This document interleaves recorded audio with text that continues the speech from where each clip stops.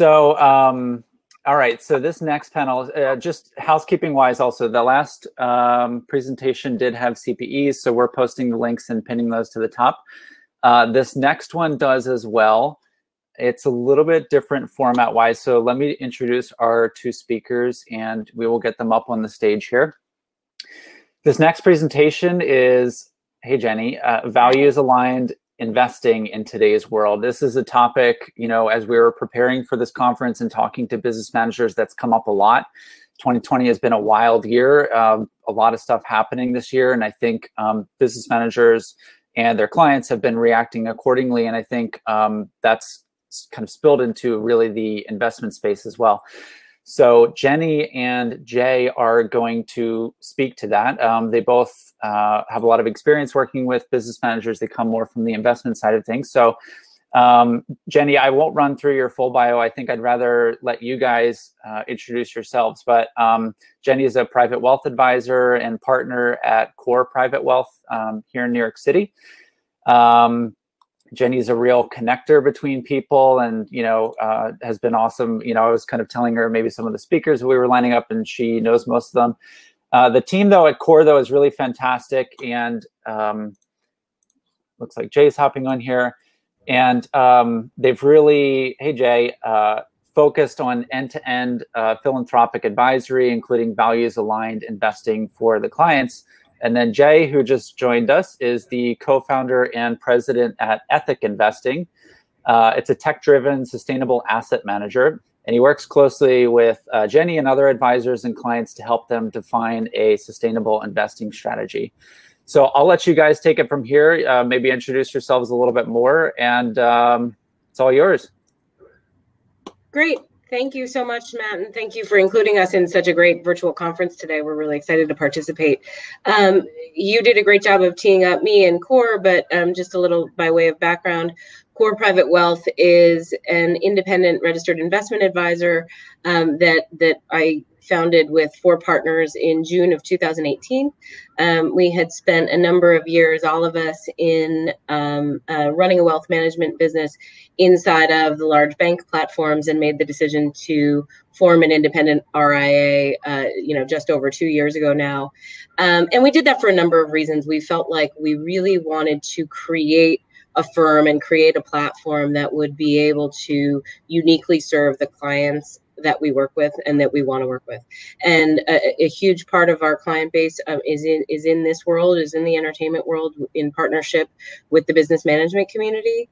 And when we thought about developing the firm, we really wanted to focus on a few things, being transparency in fee structure, being our technology platform, and our investment platform, which was really tied in with the technology platform, that can allow us to invest for our clients in ways exactly like the way that we're going to talk about today, in the ways that our clients are looking for as they look into the future. Values-aligned investing is one of the greatest examples of that.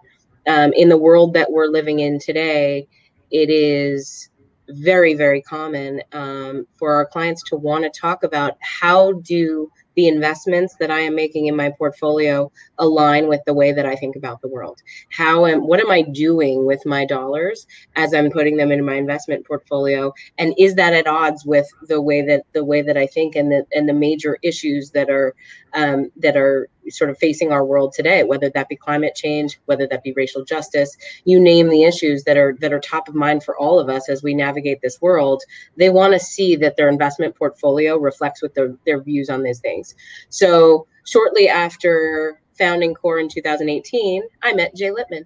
And I remember having, Jay coming into our office and coming in with a solution that I thought would look like most of what I had seen prior as it related to values-aligned investing, which was more of a packaged product, more of something that someone decided for us or for our clients what they believed in, and therefore packaged a product that we could take off the shelf and say it was sustainable. And what I found, and what my partners found when we met with Jay and his team, was something entirely different that was an entirely different ballgame than anything we had seen prior. And so I'm excited to introduce Jay and have him walk through what he and the team are building at Ethic, and have a conversation with all of you about how to sort of infuse this process into the way that we all work with clients. Fantastic. Jenny, thank you so much for the very kind, if not too kind, introduction. And today, I think that we want to make this as much of a dialogue. So if people have questions as we go through things, or want to ask questions at the end, bring them.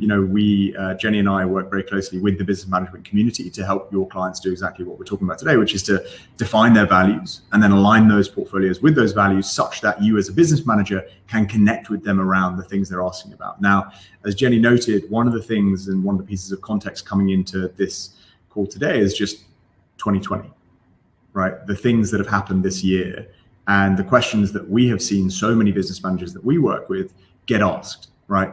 First, it was the lockdowns and COVID, right? Then it was essential workers. Then it was, people on the front line. Then it was racial justice, the shooting of George Floyd. Then it was the fires on the West Coast. Now it's the election. So much is going on in the news, so much that connects with people viscerally. So many of your clients that we, many whom we work with, right? What is it that you can help them get from this by defining what it is that they care about, and then understanding that where their money is aligned with that?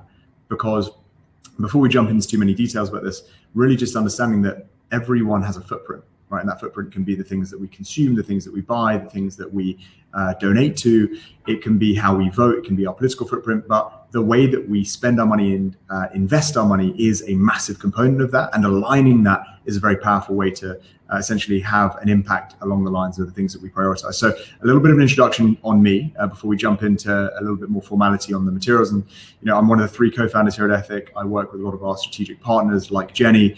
We are a technology and data-driven asset manager that does create these values-aligned portfolios. And as an organization, we're venture-backed, and we're backed by everyone from Fidelity Investments through to Ashton Kutcher and Guy Osseri at Sound Investments. So we bring together that financial institutional world with a lot of the community that the business management world plugs into very well.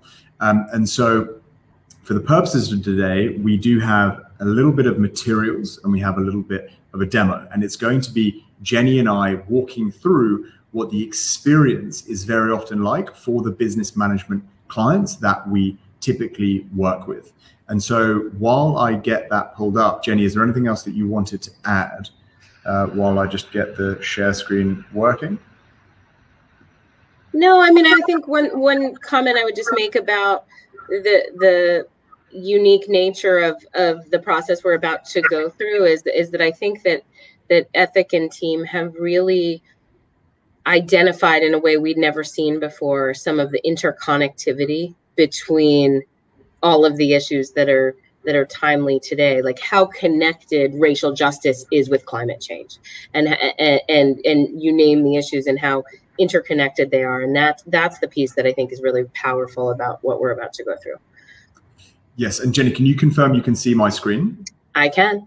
You can, and to Jenny's point, it's very important as we go through everything, because understanding what I know of the business management relationship, the nature of how you partner with these clients and how you become an extension of their financial lives, what we're often seeing is that this conversation comes up, as it does with everyone, with regards to the things they see in the news, and they want to understand how it connects to everything else in their life.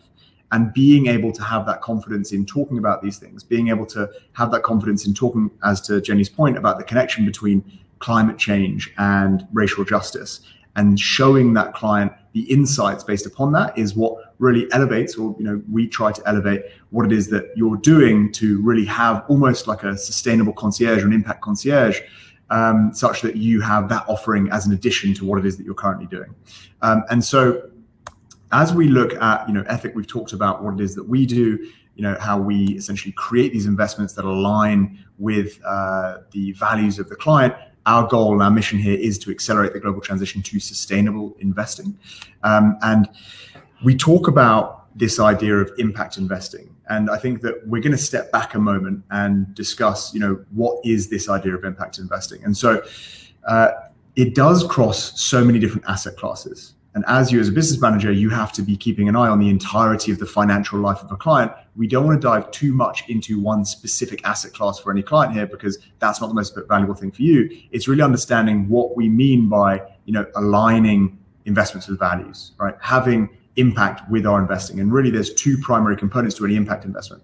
That is an investment that has a financial return, such that the money that is essentially being invested, we want to receive back with a level of return on top of that. And we also want to achieve a level of impact around a specific issue or topic in addition to that financial return. So impact investing is incredibly broad, but it means that we're looking for that financial return in addition to the impact that the client is seeking to have. Now, this does apply to a huge swathe of different options. And especially with high profile individuals, the kinds of clients that you represent, they're constantly going to be brought different opportunities.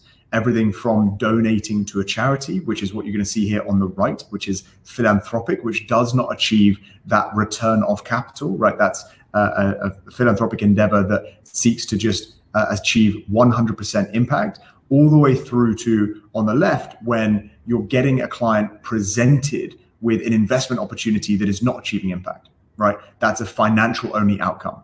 That could be an investment through from a private equity fund, a venture fund, or potentially a direct startup investment. Everything in the middle is what we seek to achieve with impact investing, which can achieve a level of financial return as well as impact, which can range through the asset classes, all the way through from passive equity through to active equity, through to your private equity, your more direct investments, and then the direct impact strategies that we look at. And now, one of the most important parts of this puzzle that we talk about with so many of the business management community is the importance of actually stepping back from what we're looking at right here, which is the investments themselves. And with these clients, actually having the conversation and saying, what is it that you care about, right? What is it that matters most to you? And as a result, understanding and really being able to define exactly what it is that their priorities are. And this is why we work very closely with Core to help clients, or like yours, to define their mission statements, right? To define a value set that helps them clarify their thinking around, well, what am I seeing in the news and how does that connect to me? What am I seeing in the news and how does that connect with the mission statement that I have delivered or developed with Core in this instance? Now, with this mission statement, what we're actually going to be doing is using Jennie as an example, because we understand that your clients are going to have a lot of idiosyncrasies, right? Their experiences are going to be unique to them. So we're going to actually go through an example together of what it's like to bring this conversation up with one of your clients, to actually have this conversation and the kinds of responses and inputs they're going to have and the kind of thing they're going to want to get from it. And now Jennie's going to come on this ride with us and actually answer all of these questions. Now, Jennie, I actually can't see you because of the way that the screen is framed. So I'm going to trust that you're still there. I am still here and I'm ready to answer the questions. Sensational. And so what is a mission statement, right? Why are we doing this? Well, separate from the investment conversation, a mission statement is a way to codify the values of the client. Now, if you're a business manager, for example, that manages 30, 50, 100 clients, what all of them care about is actually quite hard to keep track of. Obviously, you have strong relationships with each of them and you understand the nuances of who they are, but being able to really clarify and codify exactly what their priorities are from a philanthropic basis, a mission basis, what they care about, what they value, this is something that allows you to really remember exactly what to go into every meeting with and remember what to bring up in topic conversation, what to apply to the investments, what to apply to the donations. And the mission statement becomes a mechanism to apply that. Now, we are going to go through some of the questions that we ask in our process to help these clients to define their values. And we're going to show you what a mission statement actually looks like and how we apply that. Now, before we do, we want to think about, what are some of the tells that a client may want to have this conversation? What are some of the tells that, a client may be open to developing a mission statement? Well, have they been active on social media? Have they been publicly retweeting or posting on Instagram about the protests, about the wildfires in the West Coast or in Australia? Are they vocal about these topics? Do they only want to receive partnership deals with companies that are aligned with their values, right? Do they eat organic? Are they into health and wellness? Do they have a house on the beach, right? Each of these tells is a way to understand that the client may actually want to have this conversation, because each of them demonstrates what their values might be, right? It may be racial justice, it may be climate change, it may be health and wellness, right? But each of these is a mechanism to build a deeper relationship with the client and actually add something else to the relationship that isn't currently there. Now, the first of these questions, and we cast a very wide net with this question, but we think it's a really interesting one, is very simply, if you had a magic wand, what would the one problem be that you could solve, right? So I'm actually going to open up to Jennie, because this is Jennie's response here and her family's response, and get her thinking about how she thinks about these answers. Yeah, so I mean, this was pretty simple for me. I have two small children. When I think about their future and just the future of our world, I mean, climate change is sort of to me, one of the biggest issues facing all of us. And when I look at their future, I can't not think about climate change. And the polarization in today's society, to me, just ties in so many of the issues defining our today. I mean, it's the politics, it's racial justice, it's general human rights. And so I just sort of use that as an overarching issue for all of those underlying issues. And what we typically find here that's interesting is it's quite rare, surprisingly, that many of your clients have even been asked this question, right? Step back, not what have you seen in the news that resonates, not getting more granular on the day-to-day, but what would you solve if you could solve one thing, right? Now, this question is very powerful because it allows them to reflect and say, well, actually, I do care about the existential nature of climate change. I do care about the protests and racial justice. I do care about polarization in today's society. But what this does is it gives us a marker of priority, right? To say, well, this is one of the issues we're going to build around this. But it gives the client the opportunity to actually say, well, I'm going to start thinking about my values on more of a specific basis. I'm going to start codifying it with this primary theme. Now, what we're also going to look at is the kinds of data points that we can get from the rest of their life. Now, most notably, we can look at where the charitable giving has been going previously. And Jennie, I'm going to open up to you to think about the kind of donations you've been making, the kind of charities you've been supporting, and what you put here. Yeah, I mean, in terms of charitable giving, it's really everything from World Wildlife Federation with my kids to some of the Black Lives Matter charities, and there's any number of other. I mean, we could have extended the list way further in terms of food insecurity and local food banks, et cetera. So we find, I just would interject here that in terms of from an advisor's perspective, when we go through this process with a client, we're often also involved with their donor advised fund and their philanthropic giving. So we can look specifically at what they have been giving to then help to inform this process as well. And so what we consider this charitable giving in this instance is actually what you would consider to be the low-hanging fruit, because what it's telling us is that this client cares about these issues. This client is thinking philanthropically, and this client is probably interested in learning more about these topics. If they've gone so far as to choose a charity or to choose a topic and donate to it and then tell us about it, what we're doing with the mission statement is actually giving you an opportunity to give them something to represent all of that, the value, all the values that they want to be represented. And it allows them to think through these things in a codified manner.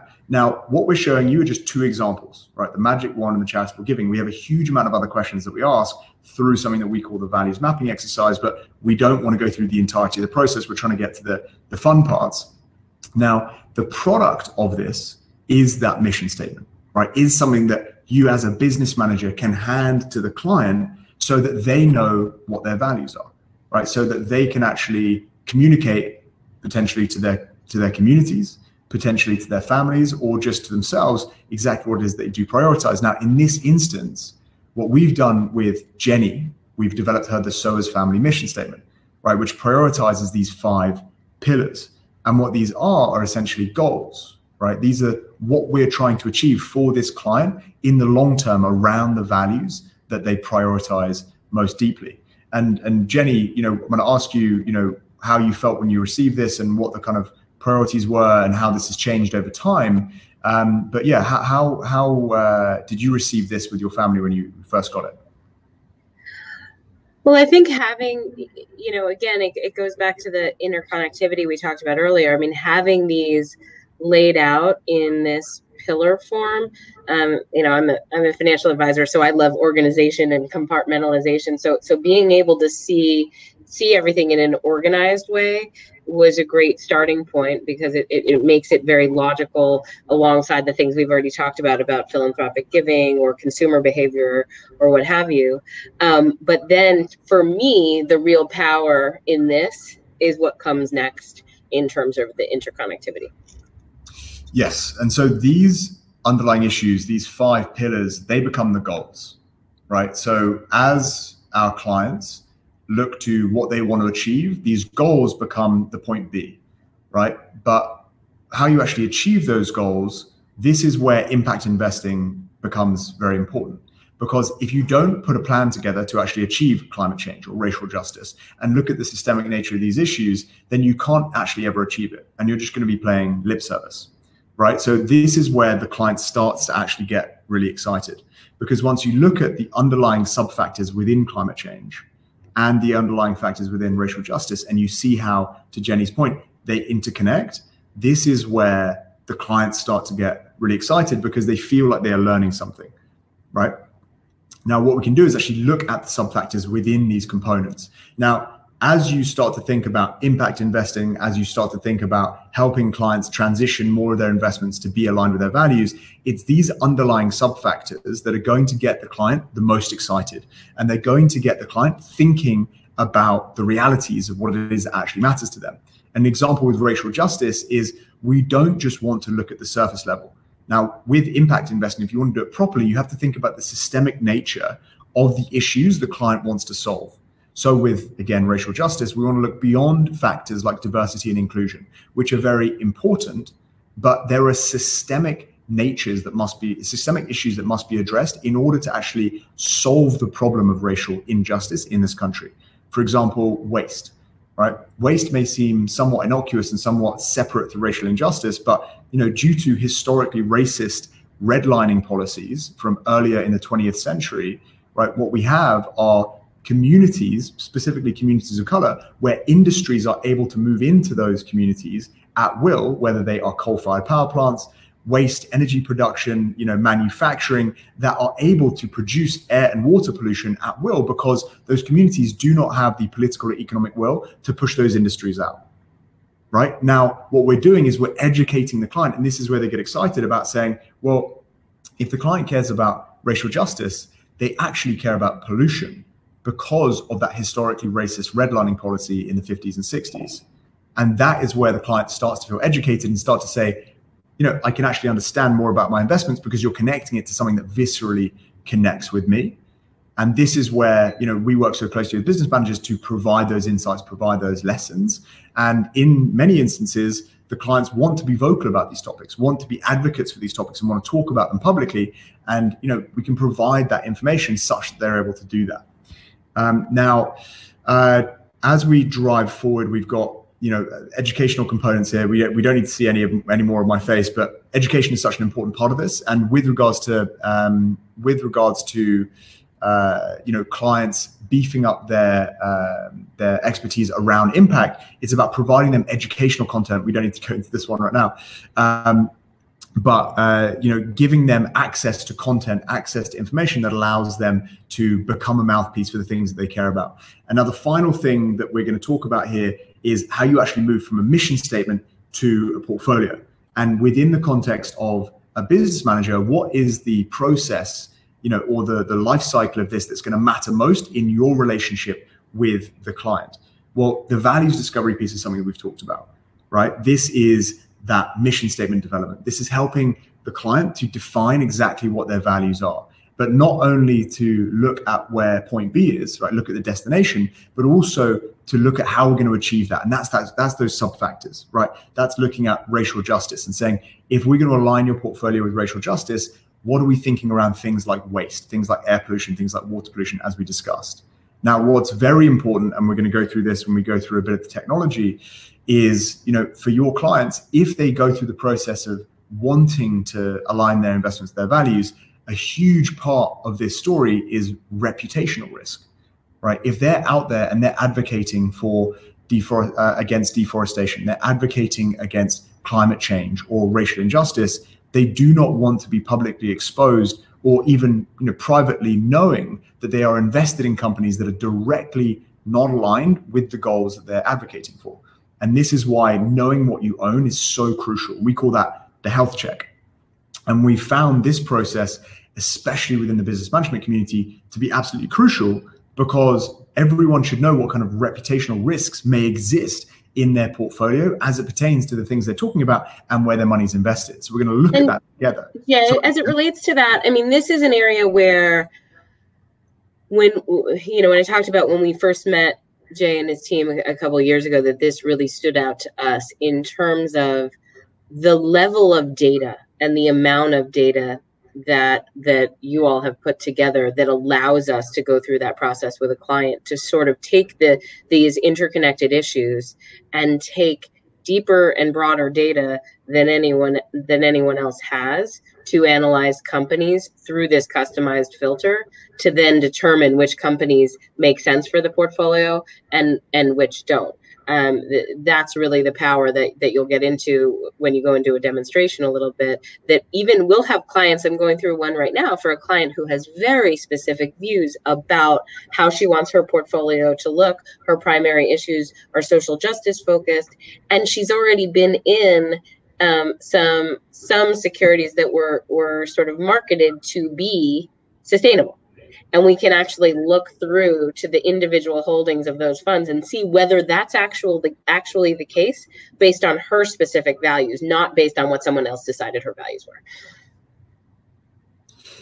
Yes, exactly. And I think that, Jennie's experience is very aligned with obviously the business management community as a whole, because it's that transparency that people get excited by, right? It's not just defining the values, it's being able to apply it to the portfolio to say, oh, well, it's good to know that I'm invested in this oil company or this gun company or this tobacco company that I don't want to be associated with. Now, the next step in that process, once we've identified the bad, is to rebuild the portfolio, right? Now, this can be, with Ethic, we do this around the passive equity sleeve, right? We do this around, the equities that would typically be in an ETF or a mutual fund. And we do that by building a custom portfolio for that client in a separately managed account. But this mission statement and this transparency can be provided across the asset classes for clients that want to do this across the asset classes. Now, finally, and very importantly, and Jennie, I'll ask you your experience here in a moment, but what we find fascinating is that when you're meeting with your clients every quarter or every 6 months or every year, right, and they want to have a conversation around what's going on in the news, being able to report to that client how much progress has been made around the topics they care about, how much carbon has been saved, right? How much you've reduced the gender pay gap, how much clean water has been, saved from waste because of the portfolio. Being able to communicate that either yourselves or through the advisor, obviously Jennie in this instance, this allows you to communicate how much impact the client is able to have once they've told you that they care about impact, they care about sustainability. And that just deepens the relationship that you have, in that realistically, you have something good to talk with the client around with their financial life, no matter when you're meeting with them, regardless of where the market is, because of the impact that accumulates over time. So Jennie, I'll ask your experience there, and then we'll move on to a demo. Yeah, I mean, I think that's been a tremendous part of this whole thing, both on the front end and sort of on the ongoing side, to be able to show not just the typical financial metrics that we're all used to seeing about a portfolio, but having these impact reporting tools to have alongside in that meeting. It changes the whole engagement level. Often, there's a lot of clients who really don't love to engage in the investment piece of the conversation. And when it's all grounded back to the values, it's amazing how different that energy level and engagement level is on the client side. So the impact reporting tools are a big part of that. So we are going to move over to the demo. Bear with me.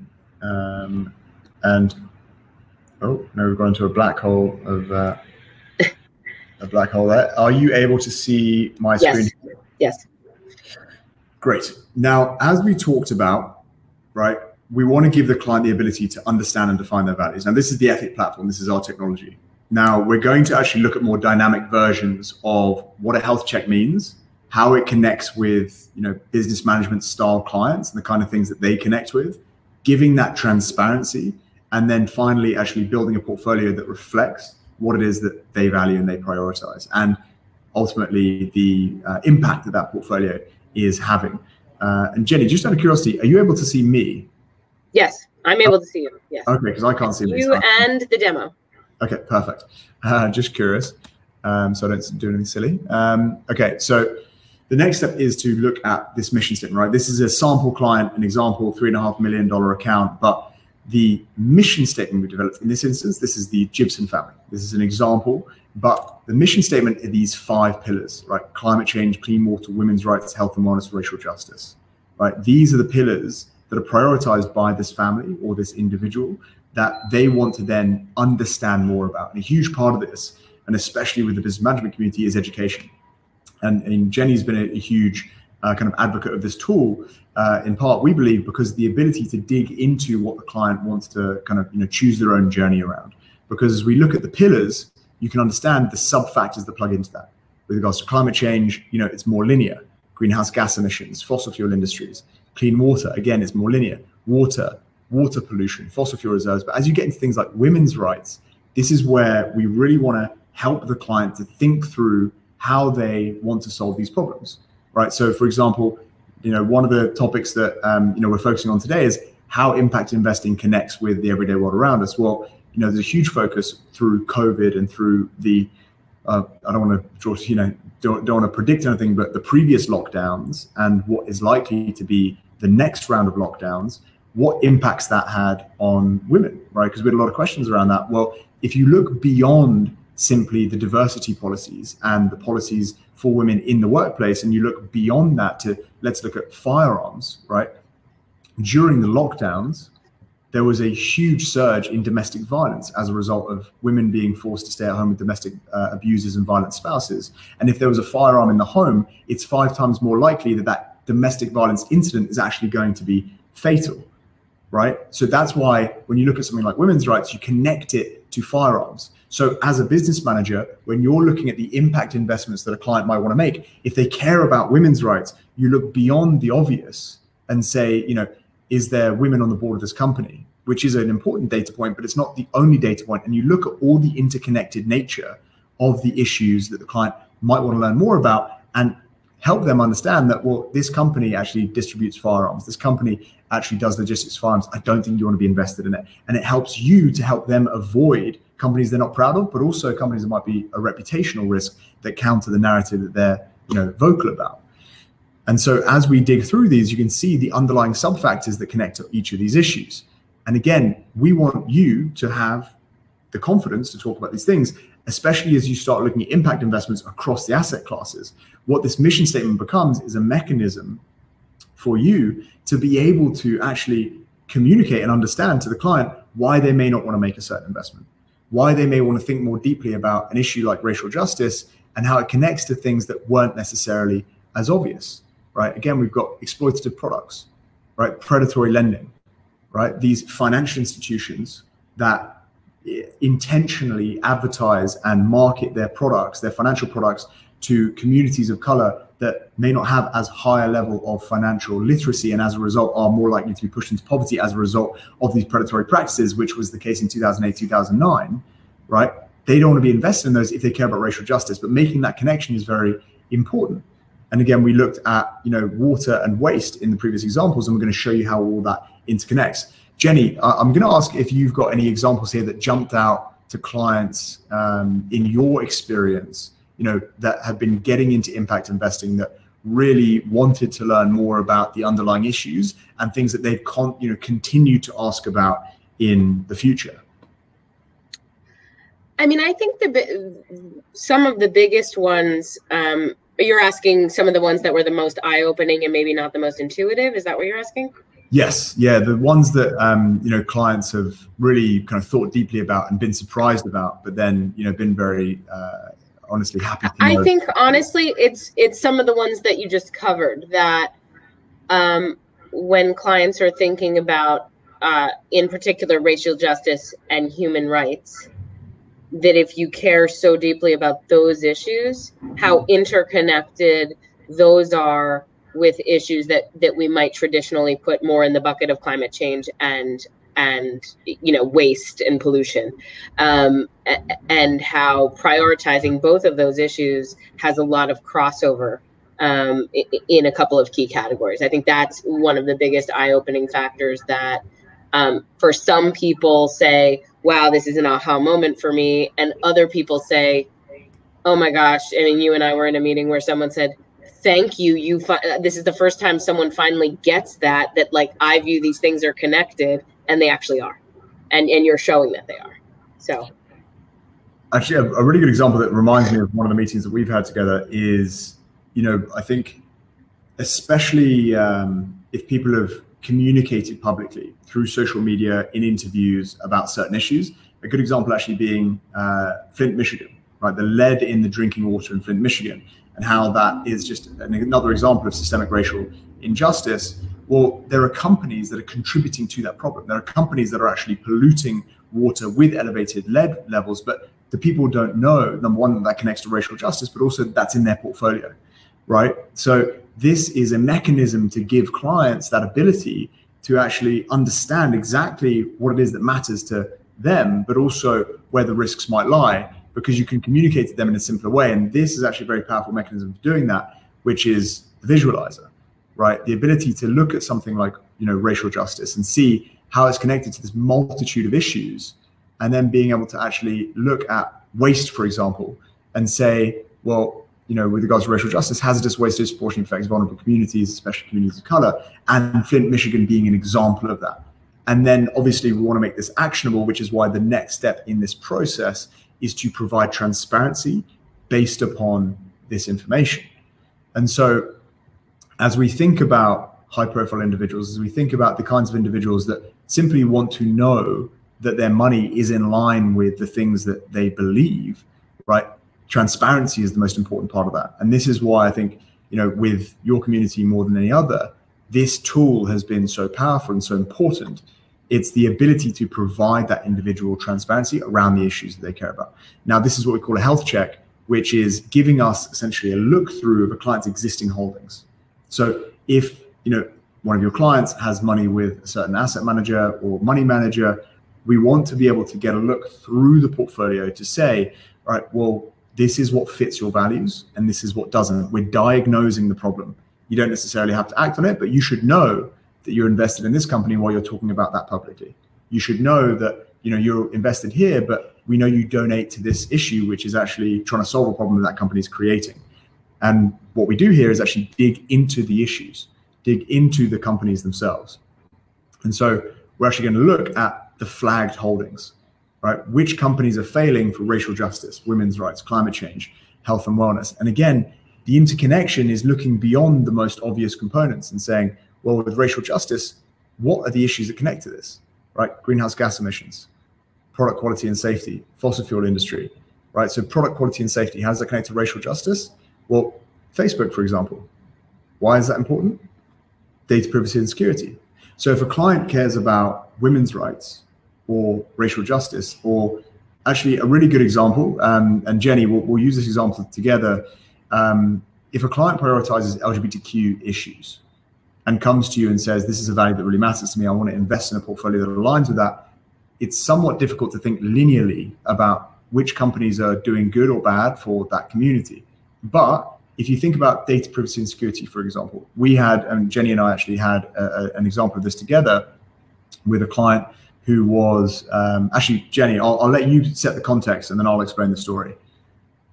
In terms of a client who was prioritizing that particular issue, but it wouldn't have had the intuition about data privacy as a primary factor impacting that community. Yes, and so this client in particular wanted to know, we went in and knew that was a priority for them. And when we explained that data privacy and security is a huge issue if you do prioritize LGBTQ issues, when you explain something very important to this conversation that is not necessarily obvious, but it's really intuitive, the client gets really energized and really excited. Oh, yeah. And in this instance, right, data privacy and security is crucial to the LGBTQ community, because let's say that you live in one of the, I think, 6 to 12 countries globally where it is punishable by death to be a member of the LGBTQ community. If you are living in that country or one of those countries, you're probably going to be living your true self online. You're going to be living privately online. If your data is then hacked and it becomes public that you are a member of that community, your life is literally in danger. You know, there will literally be murders as a result of that data leak. And so for that community, as we connect it to something like data privacy and security, something like Facebook, then people start to understand the connection, the visceral nature of why this matters, which is why, you know, in the work we do with the business managers, in that instance, it was a highly visible advocate for the LGBTQ community who was invested in companies that were not doing a good enough job protecting that community as a result of data privacy and security. And so that became something that catalyzed a deeper conversation with that client and energized them to want to do more around their portfolio, but also in understanding that topic. And so that became a very powerful mechanism for that. Now, I think it's also powerful to show, when you go back to that, Jay, in terms of the size of the boxes, like the Facebook shows as a very large box versus other companies. That's because of the weighting that these individual companies have in the index. So many clients come to all of us these days in ETFs. They come to us with passively managed index exposure. And so, as we know, with market cap weighted index, the bigger indices, the bigger a company gets, the bigger a weighting it has. And so when you have a Facebook of the world or a Google or you name the company that's gotten bigger and bigger and bigger, and therefore has gotten bigger as a percentage of the index, they can really see how much of a percentage ownership they have in a company that might violate some of the key areas that they care about. Yes, exactly. And a good example is, you know, we're talking about women's rights in this instance, right? We've actually clicked into the women's rights pillar here, and we've gone into product quality and safety. And a good example is, actually, bear with me.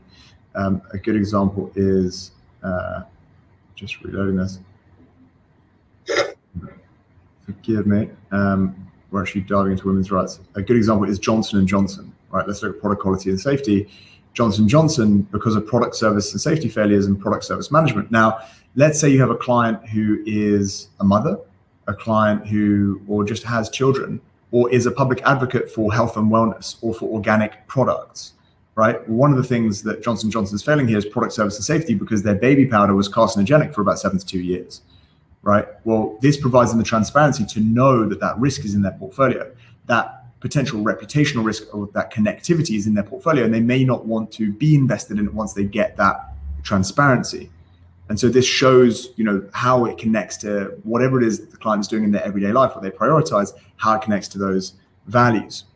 And now the final step in this process, and Jenny, I'm going to do a quick time check just to make sure. Yeah, I think we're at about 1:53, so we're probably coming up to the end of our time, and I think we'll leave some time for Q&A and open it up that people can ask questions along the way. Matt might help us with that as well. But I think we have time to wrap it up. Perfect. It's just I'm flying blind because of the way the screen is. So forgive me. Now, the next step in this process, once we've defined the value set, right, we've done the mission statement. We've helped this client to define their values. We've given them that mission statement so they can understand it. We've given them transparency. Now you, as a business manager, as a wealth manager, how are you going to give them a portfolio that reflects their values and then tell them how much impact it's having? Well, this is what the portfolio allows us to do, right? We're taking their existing investments and we're aligning them with the values. We're allowing them to have impact with what is a large part of the portfolio, right? The passive equity sleeve. And we're actually showing them, in this instance, a new portfolio that does align with the values of the client, but also shows them how much impact can be had. And so this is a new proposed portfolio that is saying, you as a client have told us you care about climate change, clean water, women's rights, health and wellness, and racial justice. What's actually going to happen if you invest in this portfolio, right? And let's say you've got 30 clients or 50 clients, each with a different definition of values. This is unique to each of their definition of what matters. And you can actually dive into it and say, well, with climate change, these are the most important components, right? Greenhouse gas emissions, fossil fuel reserves. But then we can actually look at the sub-factors to say, well, your previous investments at, let's say it was with your previous business manager or with your previous wealth manager, was 363 metric tons of carbon, right? With a benchmark of 372. Now, the new portfolio that we're giving you as your new business manager, or with this new advisor that we found for you because we know that you care about values, is 55 metric tons, which is saving the equivalent of 780,000 miles of driving, right? We want to talk to the client, as you start thinking about impact investing for your clients, being able to communicate to them the amount of impact their portfolio is having is crucial, because they want the feel-good factor. They want to know what impact their portfolio is having. Coal reserves ownership, right? Their ownership's gone from a benchmark of 1 million to 1.17 million that they actually previously owned, to what you give them of 0, which is the equivalent of taking 5.3 million miles of driving out of the portfolio. And you've got this across a number of metrics so that you can always connect how much good you have done in their portfolio with the work you've done together, such that they associate the money they have with you as a business manager, as a wealth manager, right? The money that you help them to manage with the positive impact they're having in the world. And this is a crucial element of that can be reported across a number of issues. Now, I'm going to stop sharing just because I want to come back to the screen and be able to see Jennie again. Jennie, are you able to see me? Yes, I can see you. Everything's good. Everything's good. Fantastic. Great. And so we want to open up for some questions. Yeah, Jay, I've actually gotten a few questions in that I think are really good ones to start off with, and then we'll encourage people to keep the questions coming. The first question that we got that I'll probably take and then have you chime in is, are clients more interested in investing in funds or directly investing in direct impact deals? I would say that it's both. But we at Core view the sort of investing of the liquid portfolio in this way through a solution like this. And I should add in that the output of everything that Jay just walked us through, what our clients get when they invest this way is a completely customized SMA, separately managed account. So what our clients get is a portfolio of equities that they can look through, as opposed to seeing a mutual fund or an ETF. They can see a direct, separately managed account where they can look through that they own individual shares of individual companies, and they can identify with the companies that they own. And so we view that piece as very foundational. And the mission work that we do up front then becomes a really good information tool for the direct impact investing that might be appropriate for other parts of the portfolio along the way, that might be more specific, whether it's specific climate change issues or specific social justice issues that they might access through a direct impact sort of more illiquid fund. So we view this piece as pretty foundational. Jay, I don't know if you would add to that. No, I agree. I think that it's honestly, the clients don't necessarily have as much of a priority list as it pertains to the solution in our example, in our experience, right? What we see is that the clients, if they're given a mechanism to help them understand the values, and if they're given a clear narrative that aligns what they're ultimately getting to what they've defined, then they're much more likely to actually make that investment. And so structured investments that are somewhat more one size fits all, that are ETFs and these kind of funds, they are not as tailored to what the client is prioritizing, what they're experiencing in their own life. But when you're able to tailor it more, when you're able to connect it more to why they walked in the door and asked for an impact investment, they're much more likely to be connected in the future, because you're reporting on the issues that they walked in and told you about 6 months ago. And so, and to the question around direct impact deals, we do see, again, we're an asset manager, but we're also an impact investment. And so, we have a number of high profile individuals as our venture investors as well, members of the business management community. And so those, I think, should be an exciting part of the opportunity around impact investment, but not the bread and butter, right? They should be kind of one-off events or something that has come from their community but that should be a very small part of the portfolio because that's idiosyncratic risk. Whereas impact can be had across the passive equity, the fixed income, these broader parts of the portfolio that become an opportunity to build a deeper relationship with that client around impact and their values without adding any extra risk. Whereas an impact investment, obviously we don't feel like we're a very risky deal, but venture investing, early stage investing, while exciting, is very risky. Exactly. Another question, what percentage of our clients currently express an interest in impact investing compared to 10 years ago, 5 years ago, and pre-COVID?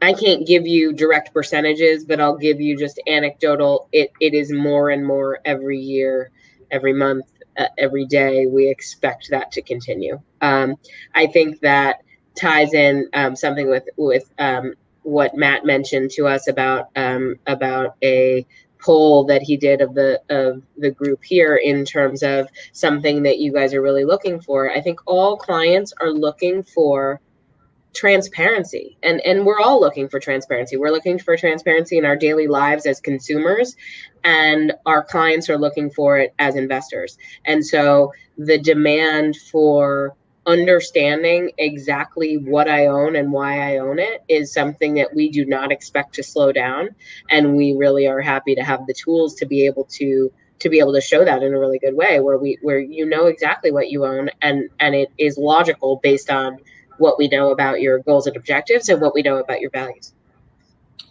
What I would add to that is, when we founded the business, we worked very early with a professor at Stanford called Ashby Monk, who wrote kind of one of the seminal papers on impact investing called Organic Finance.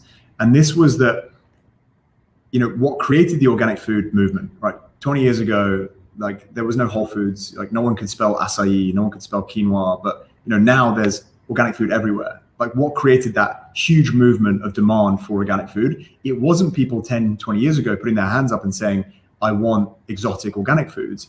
It was all people putting their hands up and saying, I want transparency, right? It was them putting their hands up and saying, I want to know what I'm feeding my kids. And once they got that transparency, and once they learned about, glyphosates and pesticides and all these different things in foods, then they said, well, I don't want that. I want a cleaner alternative. And what you're seeing now is the same people putting their hands up and saying, am I invested in companies that are, profiting from a broken criminal justice system and propagating systemic racial injustice? Am I invested in companies that are actually making climate change worse? It's not them coming in and saying, I want impact investments, or them coming in and saying, I want to invest sustainably. It's them coming in asking for transparency. And once they get that transparency, if you can give it to them, which is actually quite hard to give, then they say, well, I want a cleaner alternative.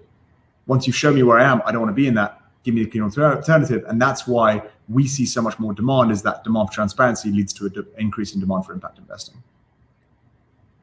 Absolutely. So Jay, I have a question for you. Since this conference is the future of business management, what do you see the future for you at Ethic? Where do you want to go? What's the vision and mission that you have for your company? And then I can share the same. No, I think I'll give the answer within the context of business management, just because we've been doing so much more work with the business management community, and especially in the last 12 months. It's that, some elements of money management, some elements of helping clients with their financial lives have become increasingly commoditized, right? And as those things become increasingly commoditized, clients seek more for the fees that they pay. And what we see is that values, helping them understand what fulfills them, the purpose they want to get from life, right? What connects them to their families, the things they love, things they get excited by. That is something that you can actually give to every client, regardless of whether they walk in and explicitly ask for it. And so I think that the future of what we're doing, and the future of what we're doing with Core and what we're doing with more business managers, is coming in and saying, well, everyone has values, right? They may not necessarily be a climate warrior or want to solve racial injustice right now, but they may love organic food, they may love health and wellness, they may love education in their children. That's all an opportunity to build a relationship around values that's deeper and stronger than simply around money. And that kind of elevates relationships. And I think we're going to see this elevation of every relationship be around values and purpose and fulfillment, as the other elements become somewhat commoditized or increasingly commoditized through technology. I think that's said really well. And I think that is you know, as I described our motivation for forming Core, it's right in line with what we were thinking. I mean, we all need to be delivering way up in the value stack in terms of, you know, the basic asset management, the basic investments, and reporting on those is table stakes and just a commoditized business. And we, whether it be through engaging around philanthropic activities, engaging around full family education and empowerment, values alignment, all of that is really where we collectively can add the most value possible, and we're building the firms to do that. Matt, did you have any other questions that have come in? Yeah, well, I maybe have another one because this kind of came up, I think, on a live stream that we did with Rachel Martinez, one of the speakers on the first panel. And it was more about the nitty-gritty logistics of how you guys are communicating with business managers in terms of reporting. And I'm kind of curious because I've seen, you know, investment advisors and business managers work together in all sorts of different ways. And, you know, sometimes it kind of depends on the relationship with the client. But I'm just kind of curious, you know, even more at the kind of granular scale of how you guys are engaging with business managers, how that reporting is being communicated to clients, you know, what kind of tools you guys are using. I mean, I'll start from Core. We've done a lot to make that experience scalable for business managers. So in situations where we're working with multiple clients with a business manager, we have, you know, we've created customized access to our portal. We use a technology called Adapar that's incredibly powerful in terms of investment reporting. And so we make that very, very scalable for the business manager, both for multiple clients and on the individual client level. And where ethic is involved, we use the ethic impact reporting as an add-on to that, and also can provide direct access to the ethic portal. But I think we really, you know, in our work in the business management community are really thinking about ways to make the experience scalable and really have as much of an ease of use as possible for business managers, where the investment piece is just one piece of the deliverable that they're offering holistically to clients. Yeah. And I would just add that, well, I think an important thing about the interconnectivity with business managers for us is understanding the sensitivity of a lot of the relationships, and that all this information can be provided, or, you know, should be provided at a distance, in that we don't need to be part of the conversation, and that it's incredibly easy to digest, so that the business manager and the client can really connect on what the power of the impact that is being had is, and it can be kind of easily understood and easily digested without having a third party in the room to explain it. Absolutely. Well, thank you both. That was an amazing deep dive. I think such an important space and topic, and I think you guys are marrying that with just the, you know, the realistic nature of, you know, this is also still investing, but that you can do it in this way, which I think is inspiring, and I think kind of gives everyone pause to look at what they're doing and how they're communicating it. And I think also obviously very timely. Thank you both. I really appreciate it. That was an awesome deep dive. I think we're going to take a short break for approximately 12 minutes. So go make a sandwich, do a quick call, whatever you need to do. We will be back here at 2:20 Eastern, 11:20 Pacific, with our next talk, which is kind of a deep dive into cybersecurity and other things that keep business managers up at night.